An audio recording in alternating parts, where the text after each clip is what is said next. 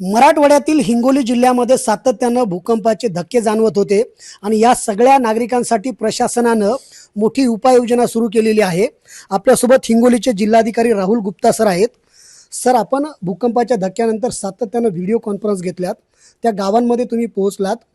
कोणत्या अशा 5 गोष्टी आहेत ज्या सगळ्या भूकंपाने ग्रस्त असलेल्या नागरिकांना दिलासा देण्यासाठी तुम्ही सुरू केल्यात?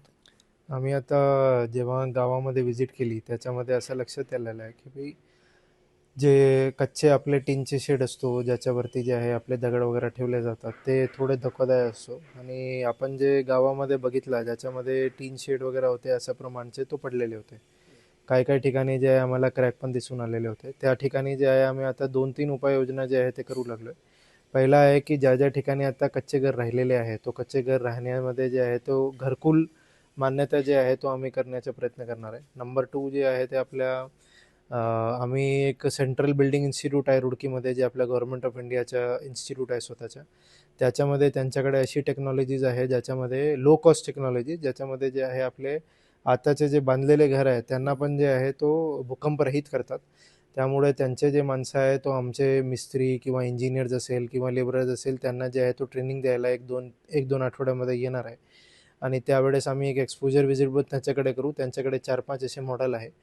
अशा एक आम्ही काम करू लागलो आहे. आणि तिसरा एक विषय असाच आहे की भाई ज्या ज्या ठिकाणी आपल्या सर्व नागरिकांना हे सांगू इच्छितो की ज्या ज्या ठिकाणी आपण टीनवरती दगड वगैरे ठेवलेले आहे ते आपल्यासाठीच धोकादायक आहे. कधी समजा असा प्रमाणचा भूकंप आला आणि दगड वगैरे आपल्यावर पडला की मग आपली इंजरी किंवा मृत्यू होण्याची शक्यता नकारता येत नाही. त्यामुळे जे आहे आम्ही आपल्याला हे सजेस्ट करतो की भाई एक अँगल लावून कमीत कमी आपल्या पत्राचे जे विषय आहे तो आपल्याला घरून टाकला पाहिजे आणि दगडचा जे विषय आहे तो काढला पाहिजे. बरं. सर, आपण जर पाहिलं त्या सगळ्या गावांमध्ये 65% घरांवरती स्लॅब नाहीये आणि मग अशा घरकुलांना आपण विशेष बाब म्हणून घरकुल देणार आहात. तर त्यासाठीची जी प्रक्रिया आहे ती कधीपासून सुरू होणार आहेत आणि जिल्हा परिषद किंवा पंचायत समितीच्या गट विकास अधिकाऱ्यांना काही आदेश दिलेत का? आता DRDA कडनं आम्ही असे सूचना दिलेली आहे की भाई जे गाव आहे त्याच्यामधून जे आहे आम्ही कोणते घरकुल शिल्लक आहे आणि कोणत्या माणसांचे कच्चे घर आहे त्याचा एक आम्हाला सर्वे करून द्यावा. ते सर्व नाव आम्हाला देऊन टाकणार आहे. आणि त्यानंतर जे आहे तो आम्ही शासनाकडे समजा इष्टांक वगैरे संपला असतील तो इष्टांक वाढवून जे आहे तो घरकुल त्यांना मंजूर करून घेणार आहे. बरं. सर, नागरिकांना जे भूकंपाचे धक्के जाणवत आहेत, अनेक लोक अफवा पसरवत आहेत. अशा नागरिकांना आपला काय इशारा आहे? सोशल मीडियाच्या माध्यमातून भीती पसरवल्या जात आहे. बघा, अफवामध्ये येण्याच्या काही हे हे नाही आहे. आपल्याला सर्वांना माहिती राहिलं पाहिजे की भूकंप एक नैसर्गिक घटना आहे आणि त्याच्यामध्ये जे आहे प्रिपेअर्डनेसच म्हणजे तयारी आपण ठेवली पाहिजे. तोच आपला एक मोठा विषय आहे. आपण त्याला प्रिव्हेंट करू शकत नाही. समजा भूकंप आला की मग आपली तयारी एक चांगली झाली की मग आपल्या सर्वांना माहिती राहिलं पाहिजे. सर्वांना आपले चॅनल मार्फत मी हेच सांगू इच्छितो की सोशल मीडियामधले जे अफवा आहेत त्याच्यावर आपण विश्वास ठेवू नका. आपल्याला जे आहे 2-3 विषय मी सांगू इच्छितो की आपले घरची जी आहे आपली परिस्थिती आपण थोडी सुधार केली. जसं उदाहरणतः आपले कोणते पण भारी वगैरे सामान असतो ते आपण वरच्या शेल्फवरती ठेवू नका, तो खालीच ठेवा. दुसरं आपल्या असं समजा काहीतरी भूकंप आला मग बाहेर जाण्याचा प्रयत्न करा. बाहेर आपण जाऊ शकले नाही की मग आपण कोणतीही आपल्या ह्याच्यामध्ये टेबल वगैरे असतील त्याच्या खाली आपल्या परिवाराला सुरक्षित ठेवा. जेणेकरून आपली कोणती भिंती पडली की सीलिंग पडली तो म्हणजे दगडवरून आपली इंजरी किंवा आपले लॉस ऑफ लाईफ होणार नाही. तो आपण हे 2-3 विषय आपण समजून घेतले तर मग आपण घाबरण्याची कोणती गोष्ट नाही आहे. आपल्याला डायरेक्टली तो काम करून घेतलं पाहिजे. आणि एक छोटीशी मेडिकल किट आपल्याकडे रेडी ठेवली.